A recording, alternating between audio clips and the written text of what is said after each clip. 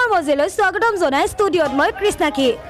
সদৌ অসম গৰিয়ামৰীয়া দেশী জাতীয় পৰিষদৰ কেন্দ্ৰীয় নেতৃত্বৰ মানৱ শৃংখল কাৰ্যসূচী গৰিয়ামৰীয়া দেশীসকলক সুকীয়া জৰীপৰ জৰিয়তে চিনাক্ত কৰা উন্নয়ন নিগম অতি শীঘ্ৰে কাৰ্যকৰী কৰাৰ দাবীত আজি সদৌ অসম গৰিয়ামৰীয়া দেশী জাতীয় পৰিষদৰ কেন্দ্ৰীয় নেতৃত্বই আমবাৰী বুঢ়া মছজিদৰ সমীপত মানৱ শৃংখল কাৰ্যসূচী ৰূপায়ণ কৰে।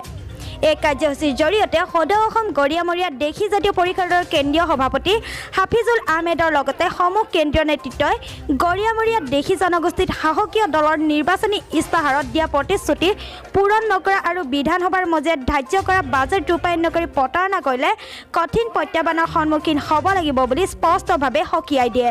গৰিয়ামৰীয়া দেশী জাতীয় পৰিষদ কেন্দ্ৰীয় সমিতিয়ে গুৱাহাটী ক্লাবৰ ওচৰত আমি মানৱ শৃংখল কাৰ্যসূচী ৰূপায়ণ কৰিছোঁ। বিভিন্ন সময়ত আমি দেখা পাই আহিছোঁ যে বিভিন্ন চৰকাৰে আমাৰ লগত কেৱল প্ৰতাৰণা কৰিছে। এইখন চৰকাৰৰ ক্ষেত্ৰত সেই একেই দেখা পাইছোঁ আমি, সম্পূৰ্ণৰূপে ওলোটা খৰহে মাৰিছে এইখন চৰকাৰে।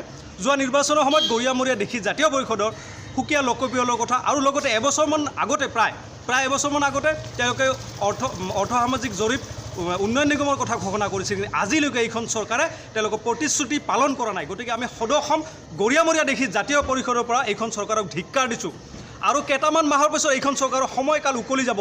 গতিকে গৰিয়ামৰীয়া দেশী জনগোষ্ঠীকেইটাক সুকীয়া জৰীপৰে চিনাক্তকৰণৰ ব্যৱস্থা কৰাৰ কাৰণে আমি গৰিয়ামৰীয়া দেশী জাতীয় পৰিষদৰ পৰা আহ্বান জনাইছোঁ।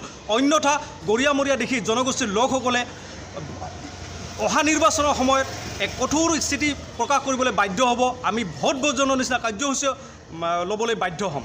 অসম গৰিয়ামৰীয়া দেশী জাতীয় পৰিষদ তৰফৰ পৰা গুৱাহাটী আমি মানৱ শৃংখল কাৰ্যসূচী পালন কৰিছোঁ আৰু ইয়াৰে সক্ৰিয় নিৰ্দিষ্ট চৰকাৰৰ বেছি দিন নাই। গতিকে অনতিপলমে আমাৰ যিটো সুকীয়া জৰীপ আৰু যিটো উন্নয়ন পৰিষদ অনতিপলমে আমি আহ্বান জনাইছোঁ চৰকাৰে যাতে খিলঞ্জীয়া হিচাপে আমাৰ প্ৰাপ্যখিনি যাতে আমাক আদায় দিয়ে, এইখিনি আমি টানিয়ে চৰকাৰৰ ওচৰত অনুৰোধ জনাইছোঁ। নহ'লে অন্যথাই আমি 2021 অহা নিৰ্বাচনত আমি ইয়াৰ সঠিক প্ৰতিজবাব দিম বুলি আমি প্ৰতিজ্ঞাবদ্ধ।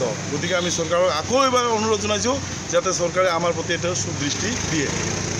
মানিকপুৰৰ পৰা মণ্টু কুমাৰ মহন্তৰ ৰিপৰ্ট, দৈনিক টাইম।